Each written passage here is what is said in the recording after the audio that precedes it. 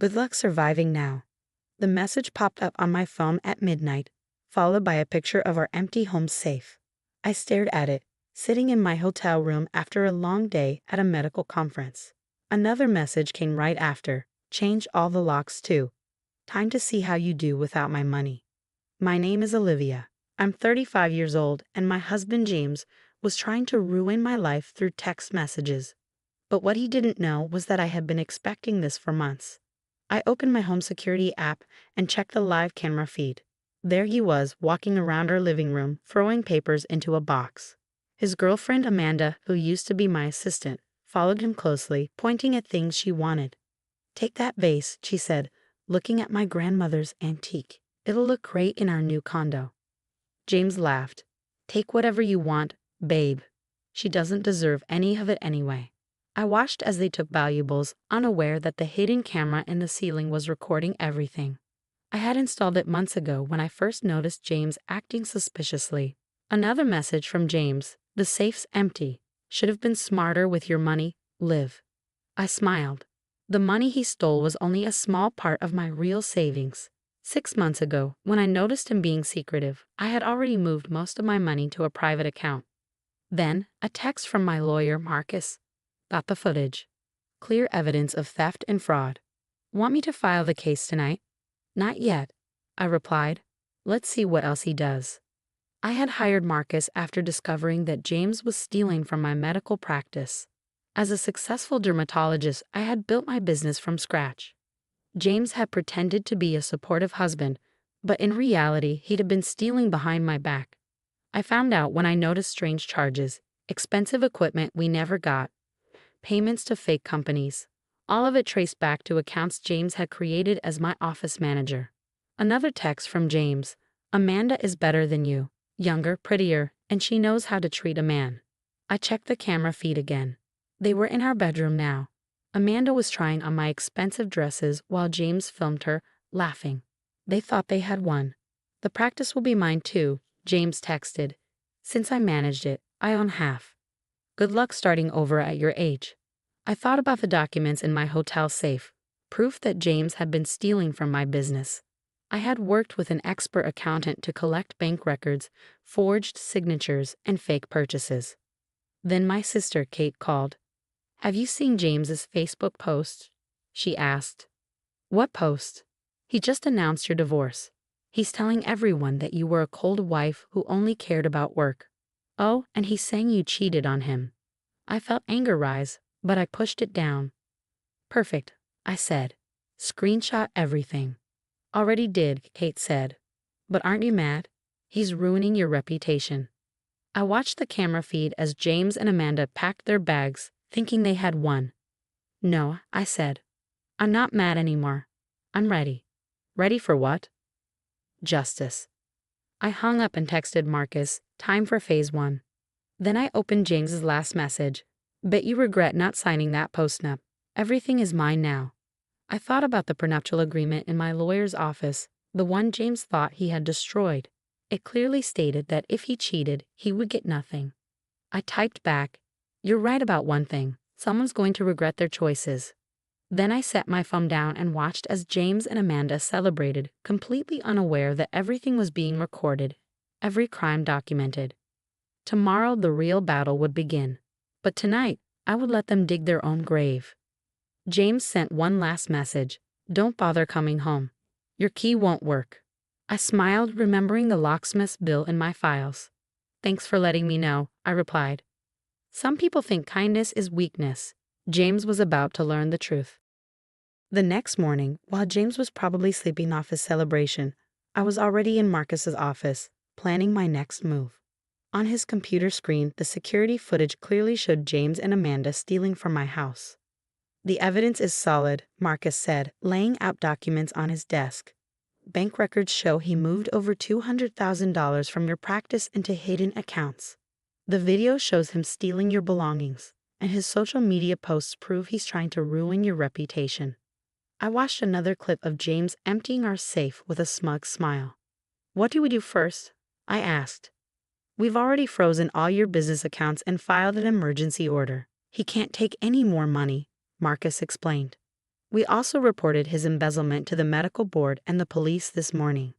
My phone buzzed with another text from James. Missing your fancy clothes yet? Amanda looks better in them anyway. I ignored it and asked Marcus, what about the house? Marcus grinned. That's the best part. The house is in your name, and with his threatening messages, we got a court order to change the locks back. The locksmith is on his way now with the police. Right then, my security app sent me a notification. James had just opened the door to find 2 police officers and a locksmith standing there. I turned on the audio feed. Sir, we have a court order to restore Dr. Walker's access to her property, one officer said firmly. This is my house, James shouted. She's the one, whoa. The property deed says otherwise, the other officer cut in. Please step aside. I watched as James paced angrily, calling his lawyer while Amanda stood behind him, wearing one of my designer dresses. The locksmith quickly changed the locks and handed the new keys to the officers. Dr. Walker can pick these up at the station, he said. My phone rang. It was James's lawyer, Mr. Phillips. Olivia, he began carefully, maybe we can resolve this peacefully. Peacefully, I repeated, like how James peacefully stole from me and gave my clothes to his girlfriend. Those are just accusations, he tried to argue. I have recordings, I said firmly. Every second, from every angle. Should I send you the footage? Silence. I thought so, I continued. Tell James he has until 5 p.m. to return everything he took. If he doesn't, we'll add theft charges to the embezzlement case. I hung up and turned back to Marcus. When will the accountant's report be ready? Already done, Marcus replied, showing me another file. It proves that James has been stealing for 18 months. He didn't just take money. He also faked patient records to cover up extra cash payments. My security app beeped again. James and Amanda were rushing to pack up everything they stole. Their confident smiles were gone, replaced by panic. Another text from James. You're bluffing. You can't prove anything. I sent him one short video clip, him opening the safe while bragging to Amanda about stealing from my practice. He quickly replied, that's illegal surveillance. No, I wrote back. It's security footage from my own house, showing a crime in progress. Big difference. Marcus's phone rang. It was Mr. Phillips again. After a brief chat, Marcus looked at me. They want to negotiate, he said. James will return everything if you drop the criminal charges. I watched through the camera as James and Amanda argued in my living room. Amanda was crying, realizing their plan had fallen apart. No deals, I said firmly. He made his choice.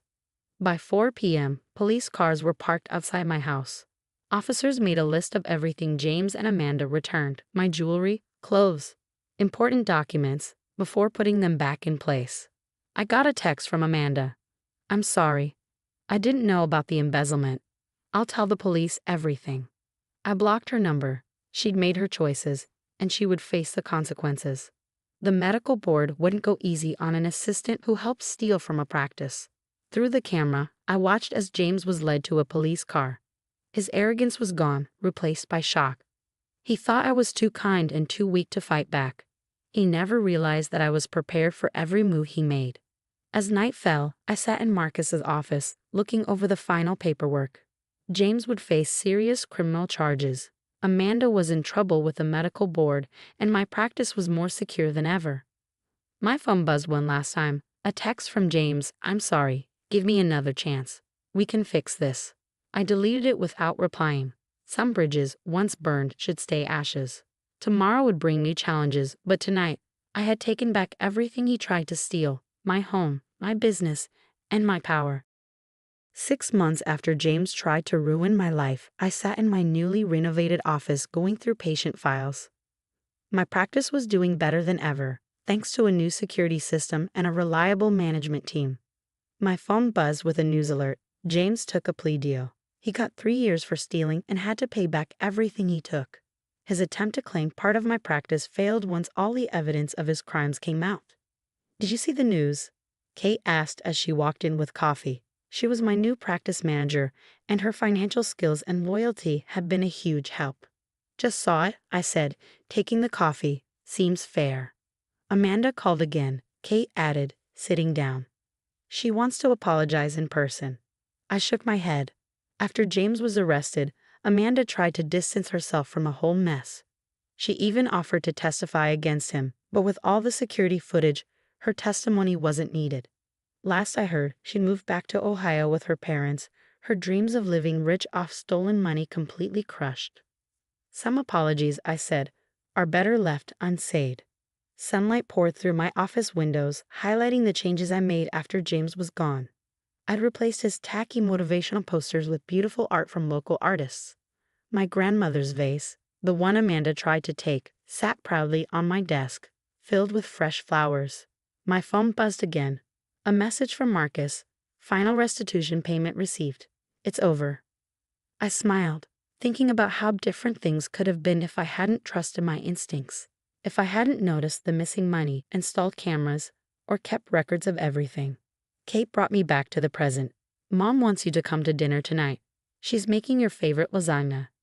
After everything happened, Kate's family became like my home. They helped me rebuild my practice and my trust in people. Tell her I'll be there, I replied. But first, I need to do something. That evening, I stood in my home office, looking at the last box of James's things. Photos, old letters, and memories of our marriage. His lawyer had asked for them weeks ago, but I wasn't ready to face it. Today felt like the right time. Just as I sealed the box, my security system beeped. Someone was at my front door. It was James's mom, Eleanor. I hadn't seen her since James's arrest. I opened the door, surprised to see how much older she looked.